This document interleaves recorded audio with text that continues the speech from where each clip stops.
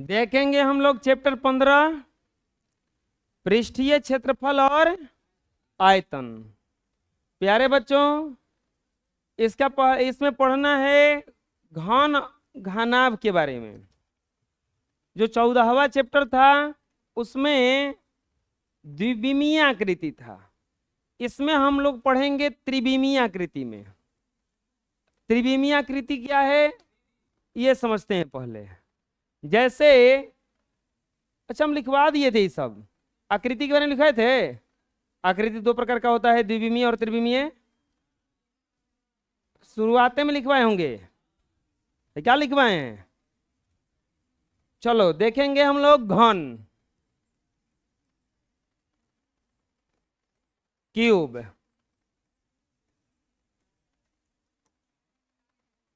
शांत जवाब। घन यानी कि क्यूब। घन कुछ इस तरह से होता है।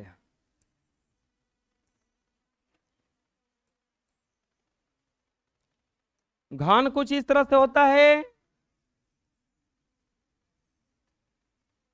कोई बात ना करेंगे। इसमें सभी भुजाएं आपस में क्या होती हैं? बराबर। ये ए ए ए। घन का आयतन, घन का आयतन का सूत्र होता है भुजा क्यू। घन का आयतन का सूत्र क्या होता है? भुजा क्यू। घन का पृष्ठीय क्षेत्रफल, घन का पृष्ठीय क्षेत्रफल होता है 6 गुना भुजा स्क्वायर। 6 गुना भुजा स्क्वायर। और घन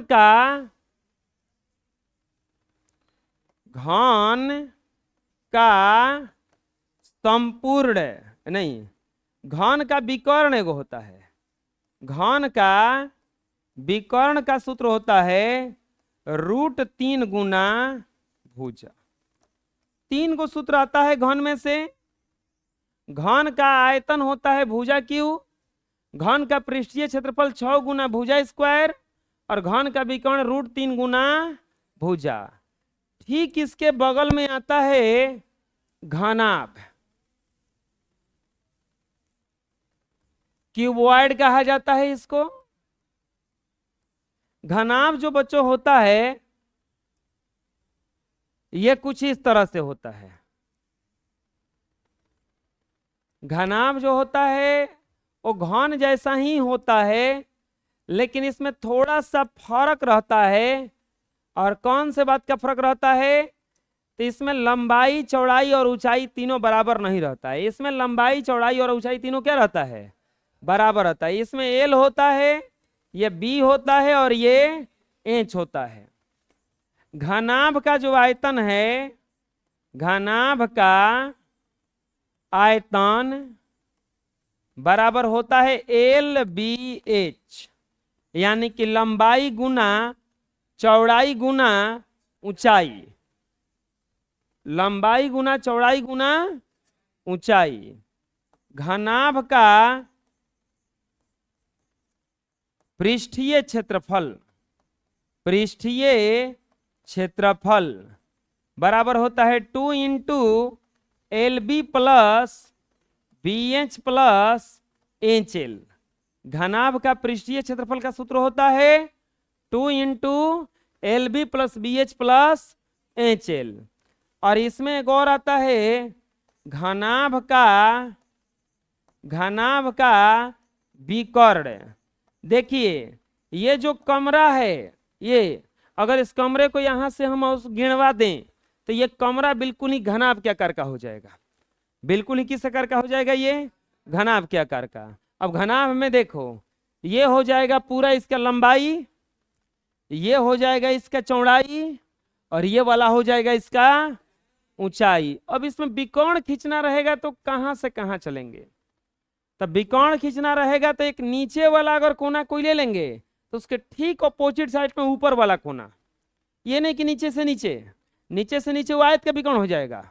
इसके वो उस कोना लेंगे तो इस कोना पे पहुंचेंगे, अगर ये वाला कोना लेंगे तो उस कोना पे पहुंचेंगे। बात समझ में आ रहा है? तो घनाभ का विकर्ण का सूत्र होता है L square plus B square plus H square root में। घन का आयतन होता है भुजा क्यू, पृष्ठीय क्षेत्रफल होता है 6 गुना भुजा स्क्वायर, और विकर्ण होता है √3 गुना भुजा। घनाभ का आयतन होता है LBH, घनाभ का पृष्ठीय क्षेत्रफल होता है 2 into LB plus BH plus HL, और घनाभ का विकर्ण होता है L square plus B square plus H square. बात समझ में आ गया? लिख लीजिए। अब कुछ पॉइंट होता है यहां पर, इंपॉर्टेंट पॉइंट्स।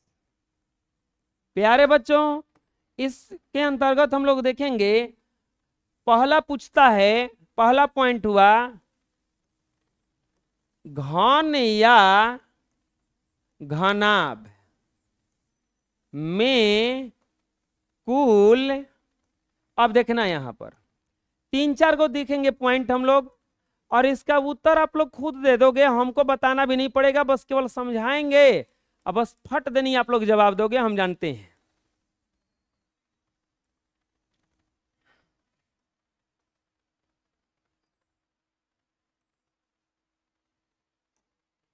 पूछता है घनाभ में या घन में कितना कोना होता है।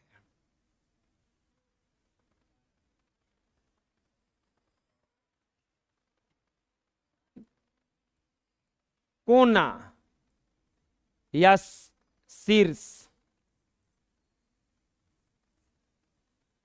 किताब देना तो।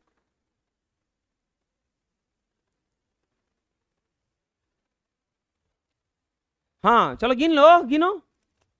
अरे 1 2 3 4 5 6 7 8। घनाभ में कोई पूछेगा कि कितना कोना होता है, तो कौ गो कोना होता है? 8 गो। कौ गो कोना होता है? 8 गो।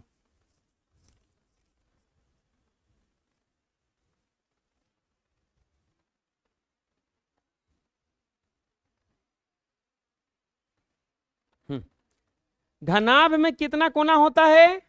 8 गो। घनाभ में कितना कोना होता है? घनाभ या घन में कुल किनारा कितना होता है? किनारा का मतलब क्या हुआ? किनारा का मतलब क्या हुआ? किनारा का मतलब हुआ उसका भुजा।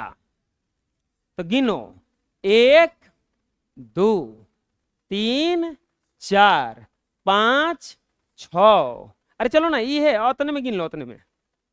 चाहे रुको ना, हमको डिब्बा ले लेते हैं। डिब्बा है कोई? चलो खुट डिब्बा ना लाए हो कोनो,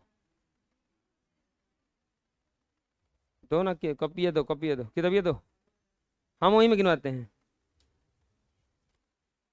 गिनो, ये घनाभ के जैसा है। किनारा मतलब ये वाला, कोना का मतलब ये था 1 2 3 4 5 6 7।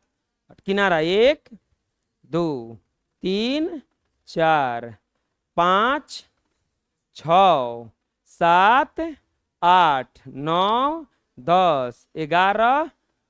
किनारा कौ गो होता है टोटल? 12 गो। सतह पूछता है,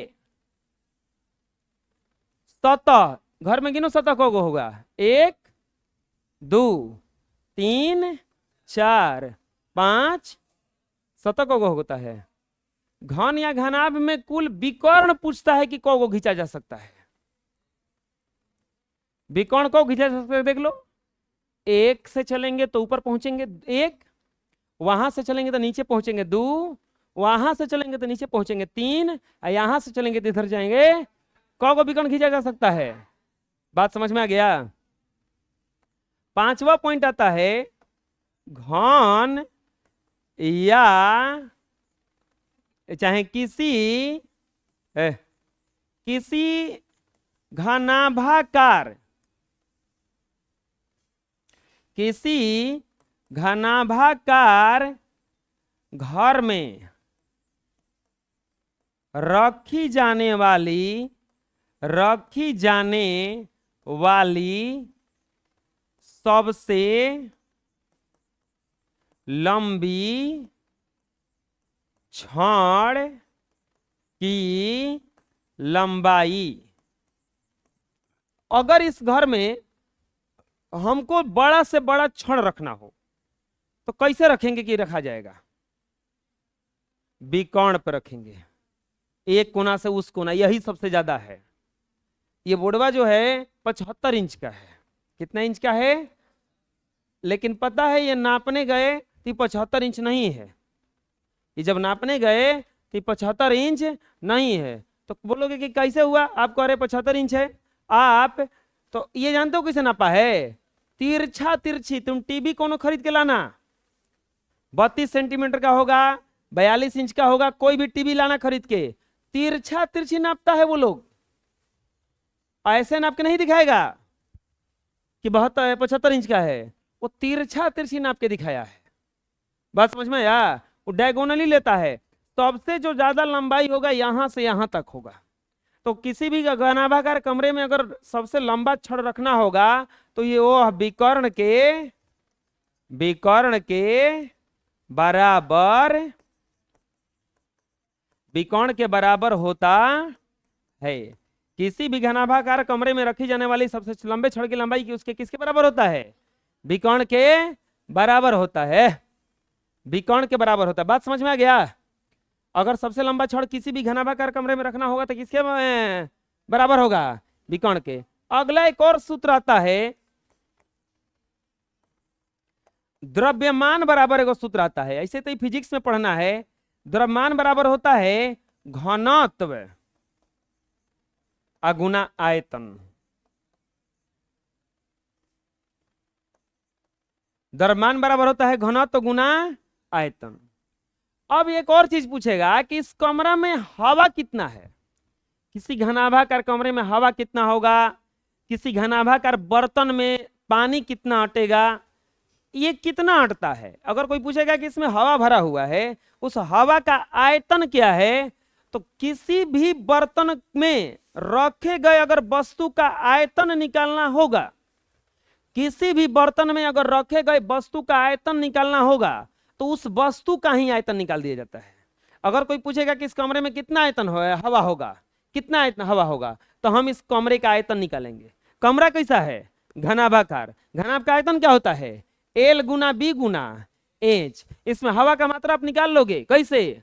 लंबाई है इसका 33 फीट, चौड़ाई है इसका मान लो कि यहां से यहां तक 18 फीट, और ऊंचाई है 9 फीट। बस पूरा कर देना, यही क्या हो जाएगा इसमें हवा। बात समझ में आया? अगर बर्तन बेलनाकार हो तो अगर उसमें कितना दूध हटेगा उसका आयतन, कितना पानी हटेगा, कितना तेल हटेगा, तो उसका आयतन निकाल दो खाली। यानी कि कमरे में हवा का आयतन या किसी बर्तन में वस्तु की द्रव की मात्रा ज्ञात करने के लिए उसका आयतन